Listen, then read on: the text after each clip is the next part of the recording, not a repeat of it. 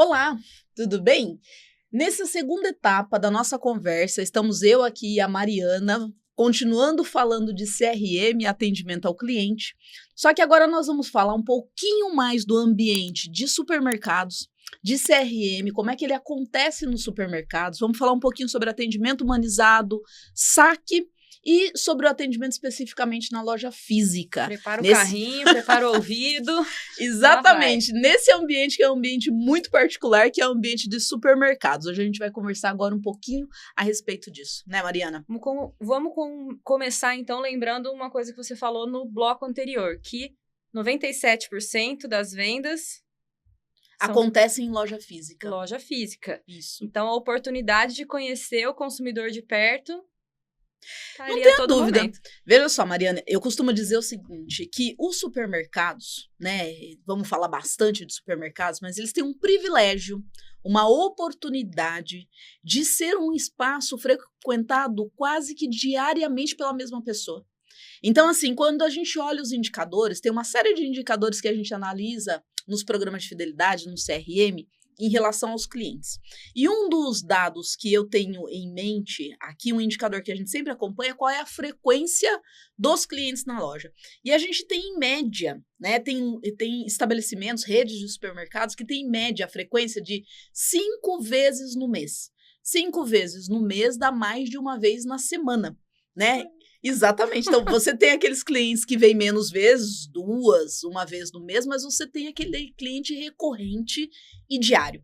Então, nisso que você comenta, os supermercados são um grande espaço de ter essa oportunidade de conviver com o seu cliente quase que diariamente, porque é um produto de giro, né? As pessoas vão frequentemente aos supermercados. Agora, o quanto você acha que os supermercados e as pessoas que cuidam do CRM, cuidam dos clientes no supermercado, quanto você acha que eles perdem a oportunidade de observar e de ouvir o cliente lá dentro? Frequentemente.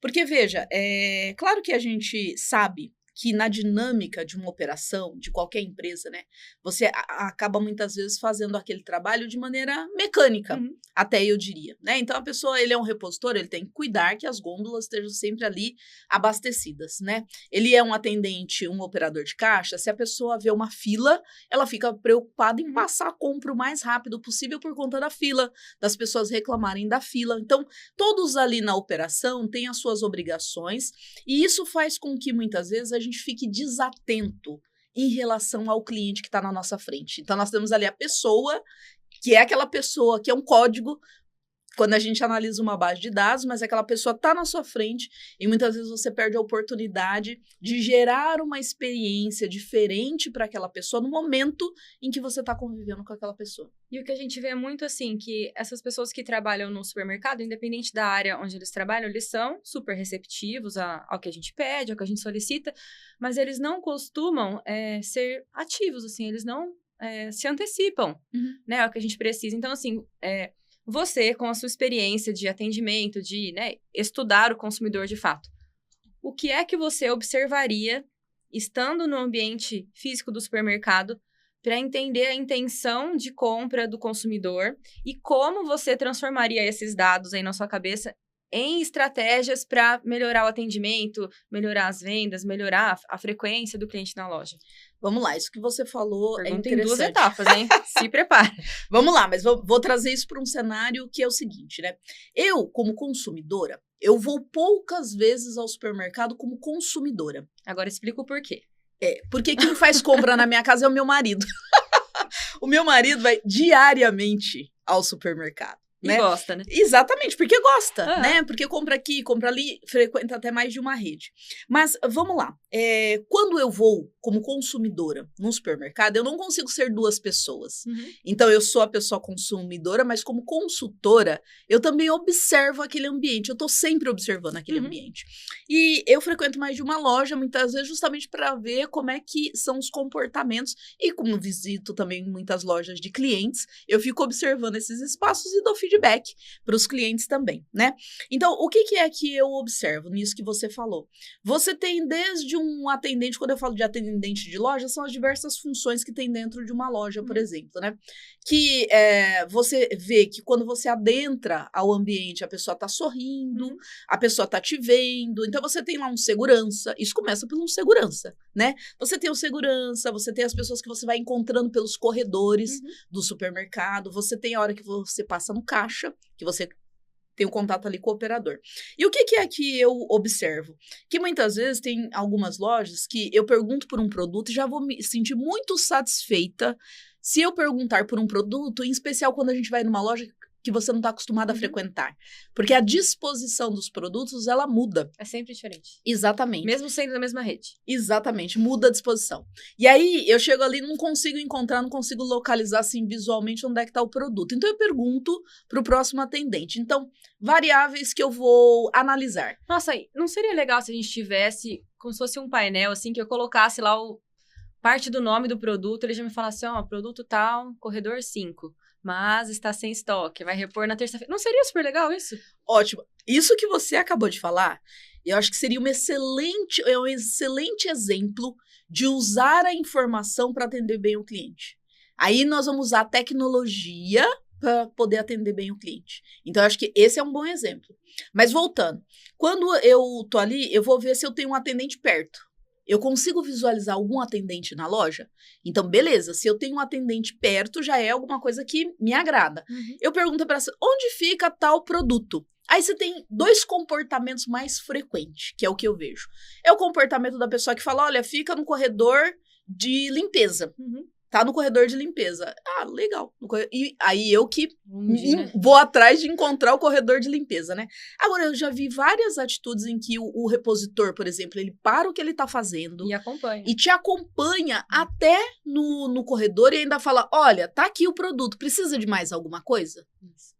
Então, esse tipo de comportamento, essas diferenças de comportamento, elas são muito significativas, né? Justamente por conta disso. Você tem ali consumidores que querem ficar explorando a loja e não vão se importar muito de correr todos os corredores, e você tem aquele consumidor que entra, quer pegar uma coisa mais rapidamente e sair. E aí eu vou fazer um destaque. Não adianta muita coisa. Você me fazer uma pergunta, já fiquei gelada aqui. Não, eu vou fazer um destaque. Que é o seguinte, não adianta muito se lá na hora do checkout você põe um self-checkout para agilizar a fila, se a pessoa perde tempo na fila do açougue, se ela perde tempo na fila da padaria, se ela perde tempo procurando produto. Então, veja, tem outras melhorias que podem ser feitas nessa jornada do cliente dentro da loja, não só necessariamente no checkout, né? O checkout, ele é um passo a mais para promover essa agilidade. E aí, acho que também entra na questão de conseguir, nessa parte que você observa o cliente na loja, você observar e conseguir entender o que ele está fazendo ali, né? Ele foi buscar uma coisinha, já está saindo, ele foi passear pelos corredores. É uma mãe com 2 crianças no carrinho que precisa comprar alguma coisa para o jantar e está com pressa, né? E essa questão de entender a intenção de compra do cliente ajuda a desenhar uma jornada que faça mais sentido para ele, né? Não tenho dúvida. Como que você ajuda os supermercados onde você atua nessa questão de desenho de jornada hoje? Vamos lá. Antes de responder essa sua pergunta especificamente, eu queria voltar um pouquinho para a gente falar de uma coisa que eu considero bastante importante e que eu trabalhei agora no livro que eu acabei de escrever, né? Eu escrevi um livro sobre a parte de supermercados digitais, onde a gente está falando... Ainda não foi lançado, né? Exatamente. Sobre essa parte mais da digitalização nos supermercados. E eu estou trabalhando num outro livro que fala mais a respeito da experiência no supermercado, né? E é nessa questão da experiência que eu queria responder essa sua questão. Tem um conceito, e é um conceito que eu acabei descobrindo aqui nesse livro, que é o livro Teoria das Compras, né? É um livro de um autor inglês, né? Um antropólogo que fez um trabalho já faz bastante tempo, inclusive, mas eu considero que está extremamente atual, onde ele fala sobre amor no supermercado. E aí, quando você traz esse exemplo de uma mãe com criança no supermercado, né? Veja, pode ter algumas variáveis aí naquilo que ele chama de ato de comprar. Por exemplo, você essa mãe quando vai com as crianças no supermercado, né?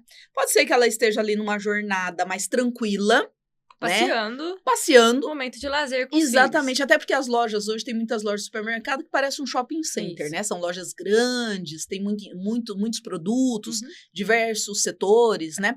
Diversos departamentos. Então, às vezes a pessoa passa ali, pega uma coisa, pega outra, mas acaba sendo um passeio, né? E dependendo das cidades, tem cidades menores que muitas vezes é o passeio, né? Já vi isso acontecer. E então essa mãe tá ali com as crianças, e aí ela tem um certo tempo para poder andar, procurar o produto e tudo mais. Agora, veja, você tem também, nessa mesma mãe, pode ter uma outra situação.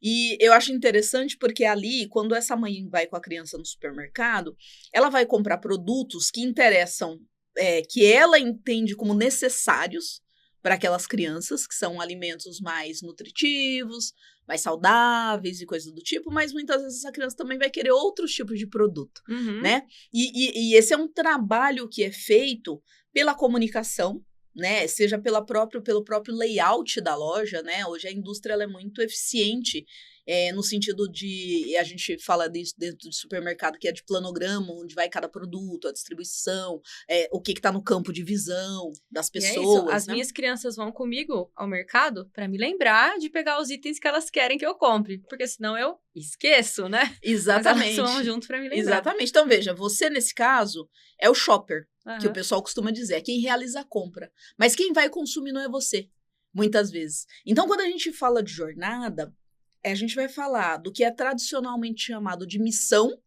né, de compra. Então, quando a gente fala de missão de compra, você está falando de compras de abastecimento, de compra de reposição, de compra de indulgência. Então, você tá distribuindo, e cada missão dessa, a pessoa compra itens diferentes. E ela leva até tempos diferentes na realização dessa compra. E pode ser a mesma compra também, né? E pode ser a mesma compra. Então, uma compra de abastecimento é onde a pessoa... normalmente acontece nos primeiros 5, 10 dias do mês. Tanto é que nas estratégias que a gente monta no CRM, a gente sempre considera esse período. Olha, quem não comprou até o 15º dia, porque já deveria ter feito a compra de abastecimento. Então, essa pessoa agora já estaria na reposição. E aí, a gente trabalha as estratégias para isso. Mas essa missão de compra, além daquilo que é caracterizado e trabalhado, né, pelo marketing tradicionalmente, eu colocaria um outro elemento para esse mesmo exemplo, que é o elemento de amor. Quando eu falei desse livro aqui, que fala sobre a teoria das compras. Tem alguns relatos aqui nesse livro que é bastante interessante, que é um experimento que foi feito na Inglaterra, numa determinada região de Londres, onde esse antropólogo, o Daniel Miller, ele acompanhou 76 famílias, o que ele chamou de expedição de compra. Então, ele trocou esse nome de missão, né, não propositadamente, mas eram expedições. Por quê? Porque ele trabalhou desde quando a família decide fazer uma compra, todo o processo. Cada produto que ela coloca no Exatamente. carrinho. Então, desde quando ela decidiu, quem é que vai ao supermercado? Por que vai ao supermercado? Quando está no supermercado, o que compra? O que isso significa? Então, por exemplo, você, nesse exemplo, né? Se você estiver vendo o carrinho das pessoas, o que é que tem naquele carrinho? O que é que significa o que está no carrinho da pessoa? Porque aquela pessoa que está com a missão e com a tarefa de comprar, ela tem uma série de subjetividades, de sentimentos que estão envolvidos nesse processo de compra. Então, esse ato de comprar, que é como a gente trata e como eu trago isso no livro, a gente está falando muito desses sentimentos envolvidos. Por quê? Essa mãe está pensando no bem-estar dos seus filhos. É o seu caso quando fala dos seus filhos, né? Então, eu tenho que comprar alimentos que são nutritivos. Eu tenho que ter fruta, verdura, legumes, tudo aquilo que vai fazer com que a criança cresça saudável. Mas né? não vou levar um iogurtinho com surpresa para agradar? Vou levar. Exatamente, porque você está entrando numa esfera de cuidado. É de cuidar das pessoas que você ama. Então, seja uma mãe, seja uma mulher, seja um homem, seja qualquer pessoa da família que está indo fazer essa compra, essa missão de comprar tem relação do porquê, do para quê eu estou comprando. O que significa aquilo que está no carrinho de compra dessas pessoas. Mas e agora, invertendo os papéis, né? Qual você acha que é a missão, o porquê, o para quê do gerente da loja, do dono do supermercado com o consumidor? Se você tivesse que escolher uma palavra para colocar no crachá do gerente do supermercado, que representa tudo que ele faz pelo cliente e que a equipe possa ter um norte de como agir com o cliente. Que palavra você colocaria? Eu colocaria a palavra amor. Forte. E vou dizer, a gente poderia colocar cuidado, né? Porque tem uma certa similaridade nesse contexto que a gente está falando. Mas por conta disso, porque esse ato de comprar, ele também é um ato de amor. Ele é um ato de sentimentos de quem vai às compras e para quem ela está desempenhando essa função. É muito amor envolvido. É amor do cliente, é amor do gerente. Exatamente. Então, pense que aquelas pessoas que estão ali realizando essas compras, veja que o produto que está sendo vendido no supermercado, muitas vezes ele não é um fim em si. Uhum. São produtos que vão ser transformados. Então, eu vou ali, vou comprar carne, legumes, tal, para fazer, às vezes, uma receita. Então, esse aspecto da receita, ele já tem sido muito explorado pelos supermercados e por vários outros setores, né? Então, de você transformar aquilo que você está comprando num prato final, ali numa comida no final das contas, né? Mas esse processo, ele envolve muitas coisas, porque quem está comprando quer agradar. E muitas vezes não é agradar a si. Ele quer agradar uma outra pessoa. Então, ele pensa numa receita especial para receber a família, para fazer para os seus filhos, para receber um amigo, né? Então, tem muitos sentimentos envolvidos ali naquilo que está sendo comprado.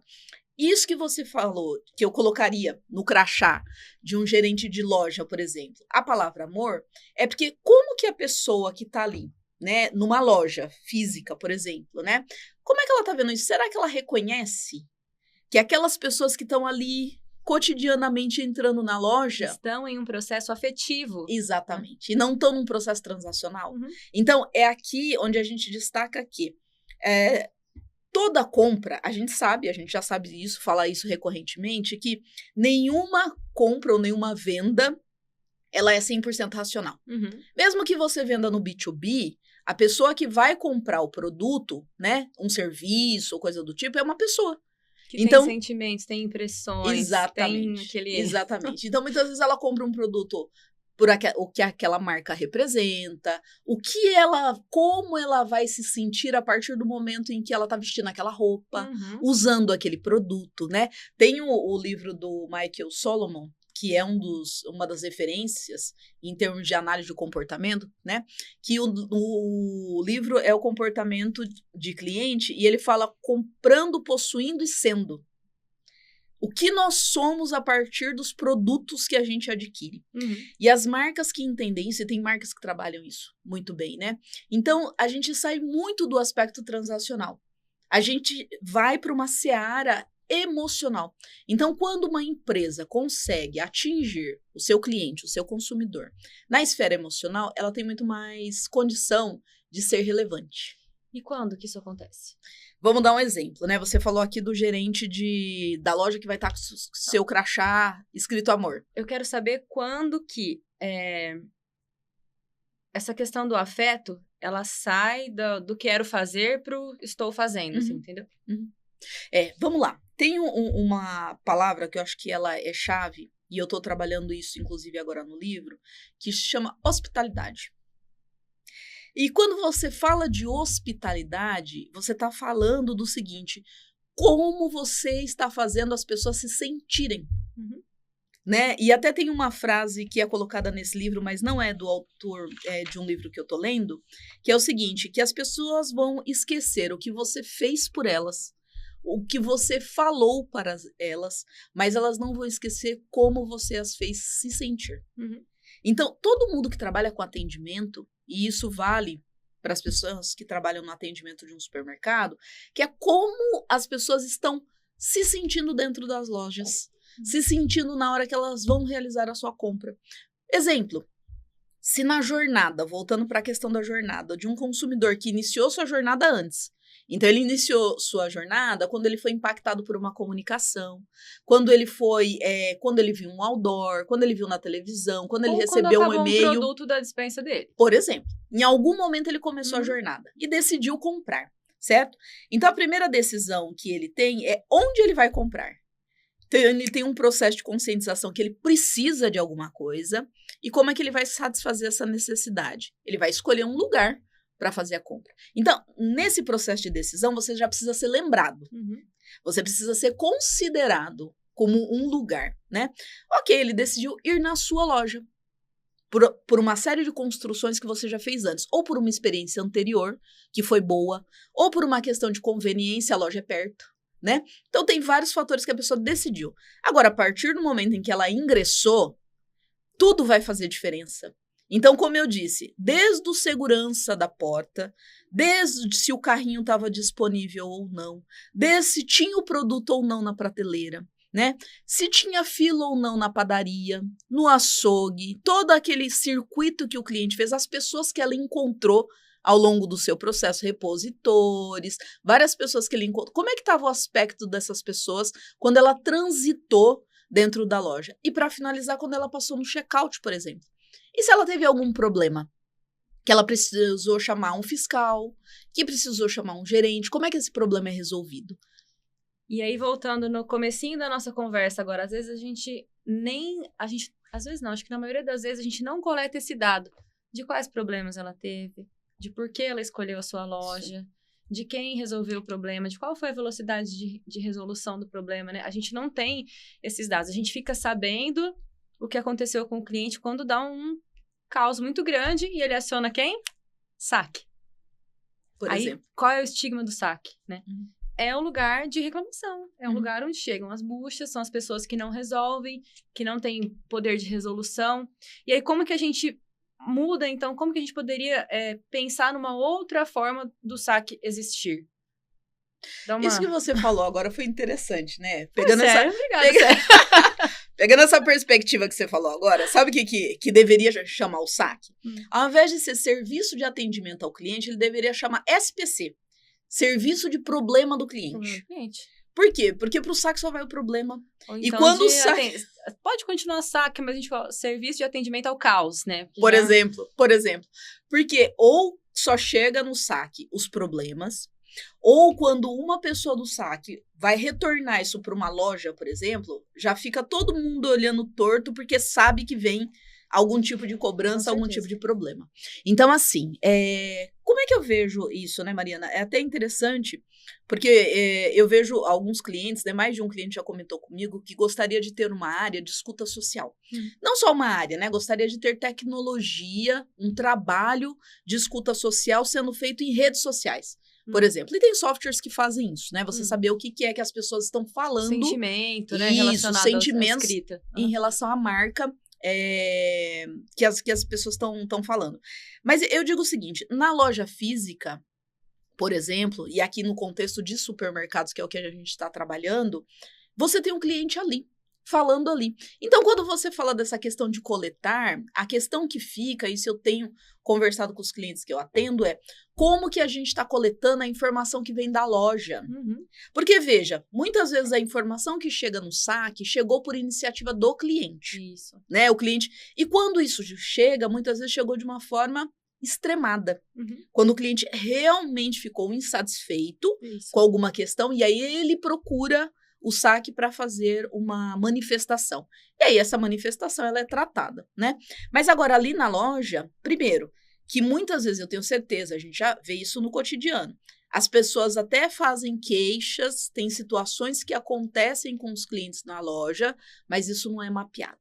Então, tudo aquilo que a gente tem registrado hoje no saque, a gente já sabe que é uma parte da verdade. Né? Isso poderia ser, eu poderia fazer esse processo de escuta nessa oportunidade que eu tenho na loja, né? Como é que eu coleto essa informação na loja? Tem formas de fazer. A gente precisa querer fazer. E aí, assim, essa questão de lojas, quando a gente pensa numa rede com diversas lojas, se a gente não coleta os dados, cada loja é um universo. Não tem como eu fazer um aprendizado entre lojas. Não tem como eu usar a experiência de uma loja para aplicar na outra e me antecipar as necessidades que podem acontecer na outra, né? Agora, isso que você fala é interessante, porque a gente sempre analisa a performance de loja. Uhum. Você analisa a performance de loja no sentido de vendas, você analisa indicadores de nível de fidelização dos clientes, a gente faz estratégias de trabalhar clientes ativos e inativos por loja, porque a gente sabe em que loja que foi que o cliente comprou. Você tem trabalhos que são feitos com gerentes das lojas recorrentemente, reuniões, análises dos indicadores e tudo mais. Agora, veja, muitas vezes algum indicador que a gente olha, né, e eu faço isso muito com os meus clientes, na performance de fidelização daquela loja. Muitas vezes aquele indicador de fidelização ele é um reflexo do comportamento da loja. Uhum. E é por isso que muitas vezes o que é que a gente tem feito? A gente conversa com o gerente da loja. Então, eu tenho um trabalho, inclusive, que vai no nível de falar e me reunir frequentemente, mensalmente, com os gerentes das lojas. Uhum. Então, a gente quer entender aquele indicador, porque aquele indicador ele é só um reflexo. Uhum. Então, o que é muito comum, se você me permite fazer um destaque aqui, né? O perfil, e aqui nós estamos falando muito do gestor, porque o gestor de uma loja de supermercado, ele é responsável por aquele espaço. Então, ele meio que tem uma empresa ali, né? Ele é responsável por todas as pessoas que trabalham naquele ambiente, né? Agora, esse gestor, em grande parte das vezes, em supermercados, tem um aspecto muito interessante. O que é muito bom, ele veio da operação na grande maioria das vezes. Então, ele é um profissional que está há muito tempo. Está inserido ali no... Exatamente. Ele começou em outros níveis mais operacionais, ficou muito tempo e mereceu, vamos dizer assim, estar naquela posição. Foi premiado com a posição de ser um gestor. Uhum. Então, isso é legal, porque você tem um trabalho de progressão de carreira nas empresas, né? E eu vejo que no supermercado isso é muito particular. Agora, o que a gente vê também? Essa progressão de carreira, ela não é estruturada na maioria das vezes. Ou seja, você não foi criando as condições para que aquela pessoa chegasse a ser um gestor. Então, ele acaba assumindo uma posição de gestão com uma deficiência de formação. E essa formação, ela é uma formação, muitas vezes, em gestão de pessoas. E quando a gente fala de gestão de pessoas, tudo que a gente está falando de gerir cliente são pessoas. Se aplica também à equipe. Tudo que a gente fala de gestão de equipe. Então, você tem, às vezes, uma pessoa com conhecimento muito bom da loja, dos produtos, da logística daquela operação e tal, mas com pouca formação, com pouca condição de gerenciar as pessoas daquele ambiente, né? Então, isso é o que eu tenho visto em boa parte das vezes, em boa parte de lojas, em especial das lojas que são mais, das redes que são mais regionais, né? Agora, tem empresas correndo atrás, trabalhando muito na formação para poder que esses gerentes tenham essa condição, e tem lojas ou redes que não olham muito por esse aspecto. Então, isso vai refletir, consequentemente, no atendimento ao cliente, né? Porque, às vezes, é uma pessoa que não tem, não consegue lidar, não tem trato com as pessoas. Com os funcionários, não vai ter com o cliente.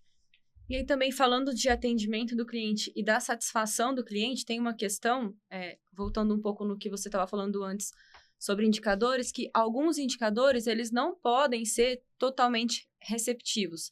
Por exemplo, o cliente ele não vai entrar em contato, ele vai entrar muito mais em contato com a loja para reclamar do que para elogiar. Com certeza. Então, eu não posso tirar o nível de satisfação do cliente a partir daí também. Uhum. Porque senão eu vou achar que meus clientes são reclamões. Uhum. Mas não, é porque os clientes que têm problema, eles buscam resolução. Então, às vezes, o time de atendimento, ele precisa ser ativo também.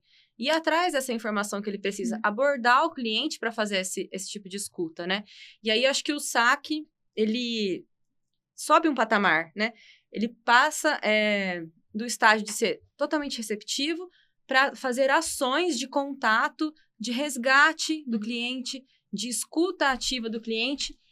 E acho que faz parte desse movimento também tirar a loja de um lugar onde ela é um espaço de conveniência, para ela subir um degrau e ir para um espaço de convivência, onde a sociedade se encontra e se... né? E cresce. Vamos lá, né? isso. Vamos lá, pegando esse aspecto que você colocou, né?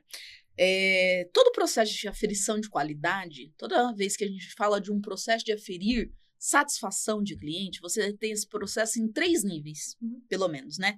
Você tem o processo do primeiro nível, que é identificar o nível de satisfação. Como é que eu identifico níveis de satisfação? Ou porque a pessoa partiu do consumidor, partiu do cliente fazer a reclamação, e aí ele vai acionar os canais que ele tem. Se ele está na loja, ele vai fazer na loja, ou ele vai mandar um e-mail, ele vai entrar no site, ele vai mandar um WhatsApp, enfim, por qualquer canal, né? Então, essa iniciativa, que é o que você está falando, que é receptivo, partiu do consumidor, partiu do cliente, né? Ou eu fiz uma pesquisa de satisfação, por exemplo, e a partir dos dados dessa pesquisa, eu traço o meu nível de satisfação.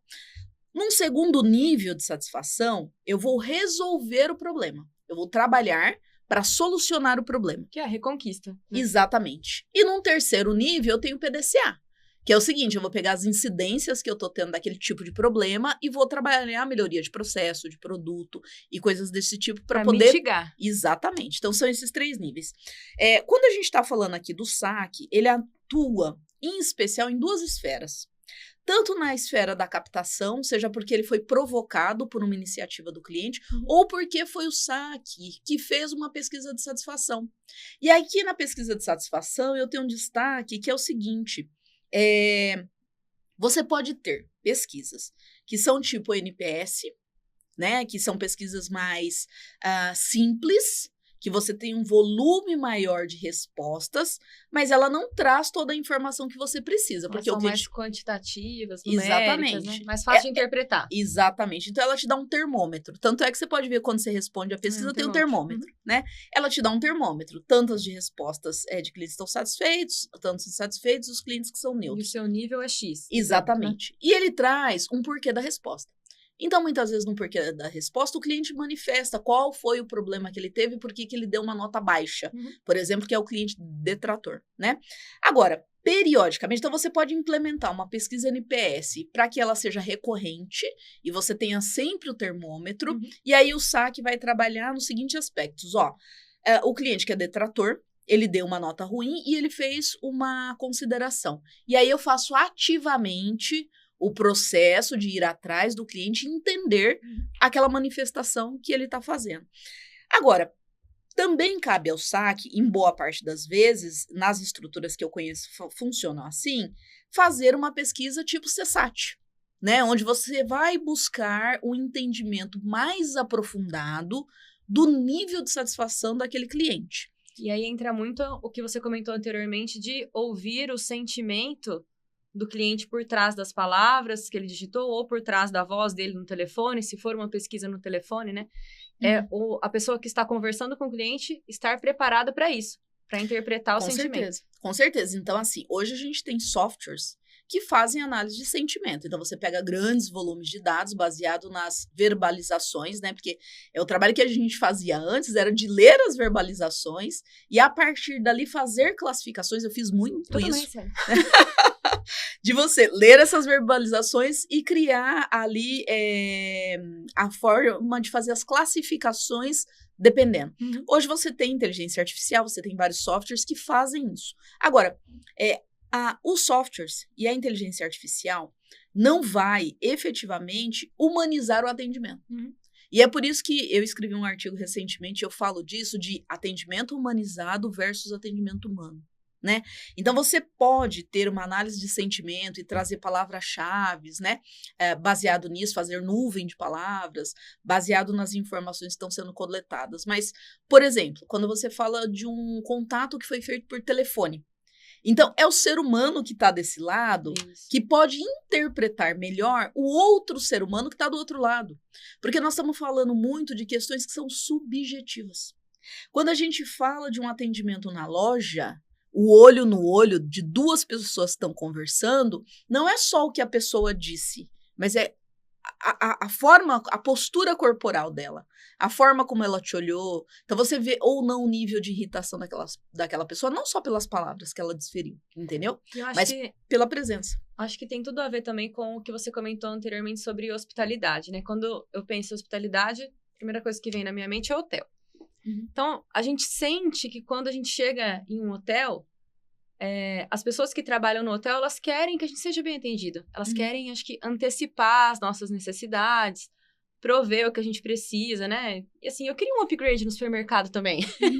Como que a gente prepara essas pessoas para oferecer esse upgrade pro cliente que chega lá? Como que a gente traz essa questão do atendimento humano, por exemplo, para uma fila quilométrica no supermercado, ou para uma pessoa que tá, aquela mãe com 3 crianças que não consegue embalar as compras na hora que termina, né? Como que a gente prepara essa pessoa do atendimento para ser humano e olhar para o cliente com esse olhar de hospitalidade? Vamos lá. Boa questão essa que você está colocando. Tem um cliente que me disse recentemente, né? Eu estava vendo esse projeto, tem um projeto bastante interessante, que é o seguinte. Ele tem 3 tipos. Hoje já é comum você ter nos supermercados, por exemplo, os caixas que são por força da lei, destinados a gestantes, pessoas idosas, pessoas portadoras de deficiência, então são caixas ali destinados para isso. Você tem os caixas rápidos, para produtos até 15 volumes, até 20 volumes, e você tem os caixas tradicionais para compras maiores, você tem os self-checkouts, para a pessoa que quer chegar ali já passar rapidamente o seu produto e ir embora. Então, essa rede, né, que é uma rede aqui do interior de São Paulo, que tem esses, além dessas modalidades de caixa, por exemplo, ele tem o caixa de bate-papo. Para mim, um grande exemplo, você veja que é uma iniciativa que ela não é sofisticada, ela foi inspirada num projeto do supermercado Jumbo da Holanda, que implementou, né? Que nesse caso lá era uma iniciativa do governo da Holanda. E essa é interessante contar essa história, porque era uma iniciativa, o governo, por indicadores de saúde. A questão da saúde mental voltando à tona. Exatamente. Então, o governo da Holanda teve a informação que as pessoas estavam se sentindo muito solitárias. E aí eles começaram a pensar em políticas que pudessem diminuir essa sensação de solidão das pessoas. Então, alguns supermercados que fizeram, o supermercado Jumbo foi um que implementou, de destinar alguns caixas para... Ficou até estigmatizado como caixa lento, mas não é isso, é caixa de bate-papo. Por quê? Pessoas que estão precisando conversar, né, tudo a ver com aquilo que a gente falou sobre as missões, por que as pessoas vão ao supermercado, a questão afetiva, a questão do amor e tudo mais, as pessoas têm necessidades humanas. E a troca de chave da conveniência para convivência. Então, o supermercado hoje ele tem um grande problema que é fila, é um problema histórico, né? É um problema histórico. Então, você precisa ter uma agilidade no processo de checkout, ok? Mas você tem pessoas que estão precisando de outra necessidade. Isso tem a ver com hospitalidade.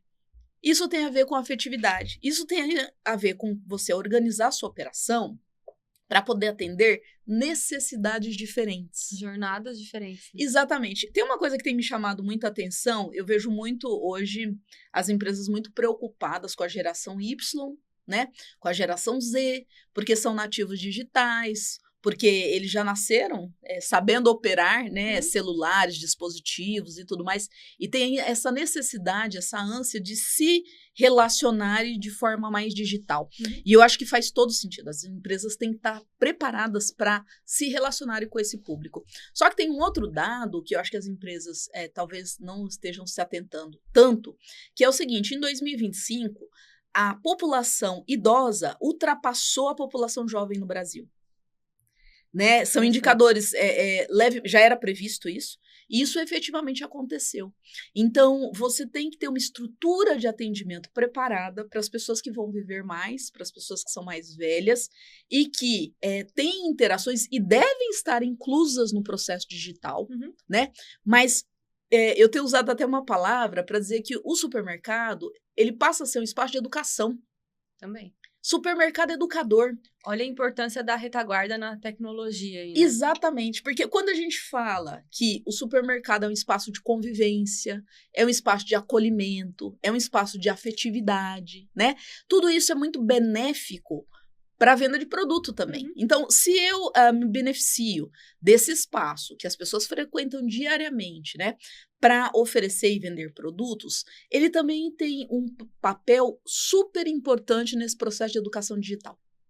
Porque você está introduzindo, eu tenho visto isso, né, os supermercados introduzindo várias tecnologias digitais no processo, né? Ou seja, aquela jornada que a gente comentou, o cliente, o consumidor, ele é impactado na loja por uma série de dispositivos. Né? É engraçado que quando a gente fala em tecnologia, em ferramentas, aplicativos, você já viveu bastante isso, A gente, às vezes, planeja o aplicativo, o software, a gente pensa assim, tem que ser tão fácil, tem que ser tão intuitivo que uma criança saiba usar. Exatamente. Gente, as crianças hoje voam.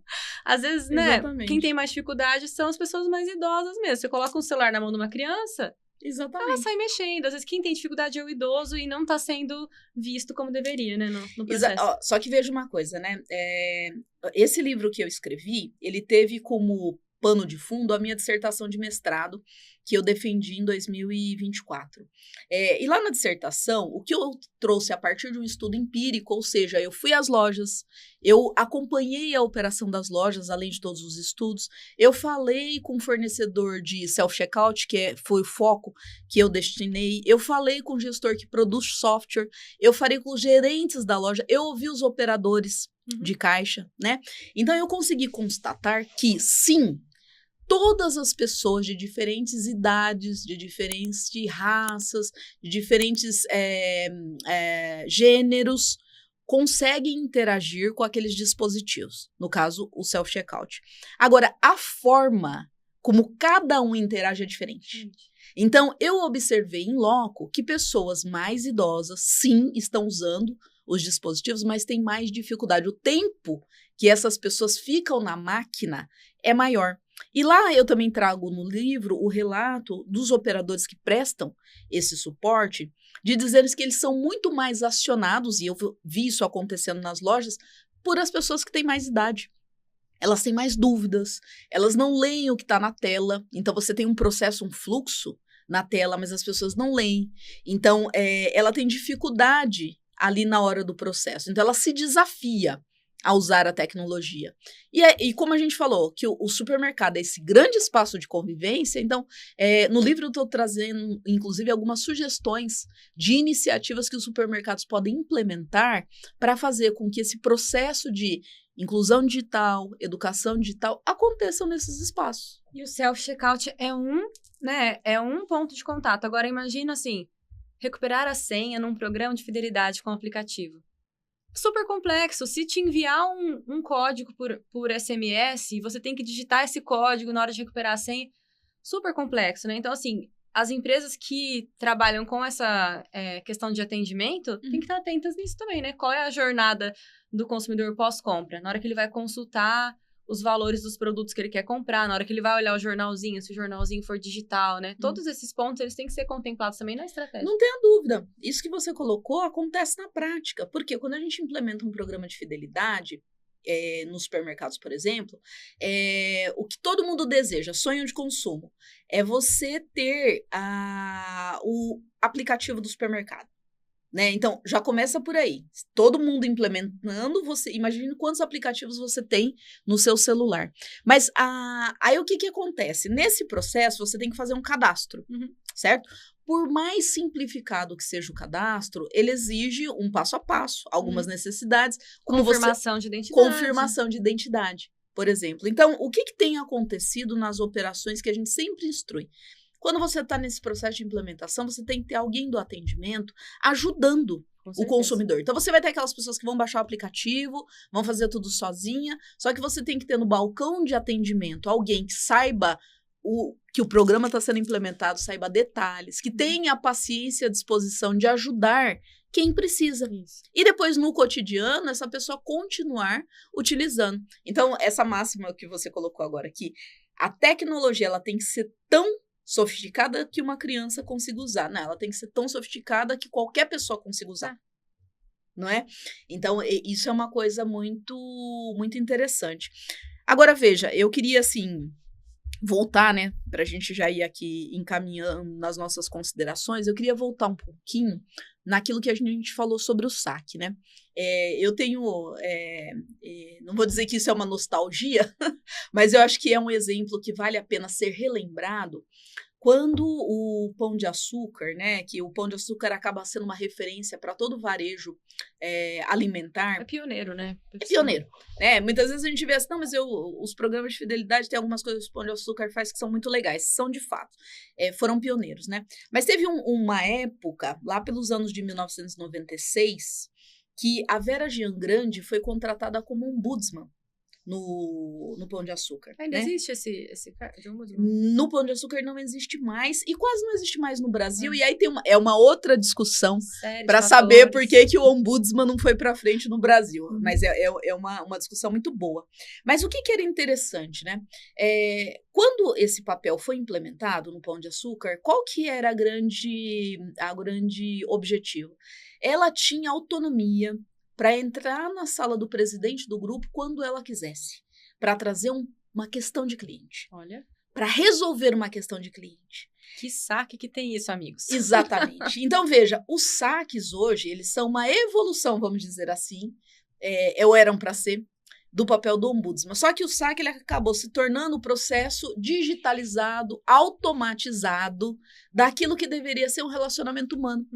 Então, você hoje tem, em boa parte das operações, e eu conheço clientes, né, atendo cliente que tem um saque muito bem estruturado, com as várias camadas, que faz auditoria, que faz toda essa interação com a loja, que define indicadores e metas para os gerentes, né, e de loja em relação ao atendimento, mas esse processo de humanização, de ouvir as pessoas. Então, a Vera Jean Grande, ela ia para a loja, ela olhava os produtos, ela falava com as pessoas, né? Ela recebia relatos diretamente e levava. Ela fazia uma coisa que hoje, praticamente, se a gente falar para as empresas, parece meio utópico. Encontro de clientes. Né? Ouvir as pessoas efetivamente, ouvir com atenção. Então, eu vejo que a gente não precisa retornar ao ponto nostálgico de reimplantar um ombudsman, mas a gente pode aproveitar essa oportunidade que a gente tem de saque, por exemplo, para ser esse ouvido, essa voz do cliente nas organizações, efetivamente. Subir um degrau, sair do ponto da reclamação e passar para o ponto de contribuição, de ouvir e dar retorno. Exatamente. Voltar para esse ponto que a gente está falando aqui, que trabalha essas questões das subjetividades das pessoas, da afetividade das pessoas, né? Tem uma questão, nós falamos no episódio anterior, sobre a questão de conexão humana, sobre o que as pessoas almejam no futuro próximo, né, nesse nível de digitalização, de estresse, né, de saúde mental, eu acho que é levar esse conforto para os clientes, entendeu? Então, eu acho que a gente tem essa condição de estabelecer conexões humanas efetivas. E eu acredito muito no saque, né? Eu vejo que em alguns momentos, quando a gente fala de CRM, a gente não está considerando o setor de atendimento ao cliente como parte integrante do CRM.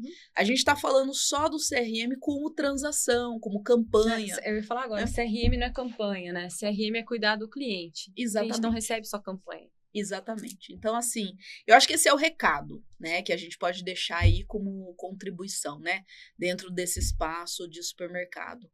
Como é que você aproveita esse potencial, esse grande espaço de socialização que é o supermercado, para efetivamente fazer conexões reais com as pessoas. Muito bom. Excelente. Bom, e para você que acompanhou a gente até aqui nessa segunda etapa, né, que eu e a Mariana estávamos aqui conversando sobre CRM, eu agradeço ter acompanhado a gente. Eu vou fazer aqui alguns convites. Aqui na descrição do vídeo tem alguns materiais para vocês baixarem. Tem um link da nossa comunidade, que é o CRMer Pro, para aqueles que são profissionais de CRM e querem entrar na comunidade, né?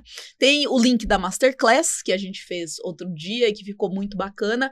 Seguir a gente nas redes sociais, né? Seguir o meu perfil da Tenores, né? O blog da Tenores também super legal. Exatamente. Curtir esse vídeo, compartilhar esse vídeo com seus amigos, com as pessoas que você acha que merecem essa mensagem que a gente trabalhou aqui, né? Obrigada, agradeço. Célia. Obrigada pelo convite. Obrigada, Mariana, por essa possibilidade da gente estar aqui conversando sobre CRM. E até tomar um café, né? Exatamente, até tomar um café.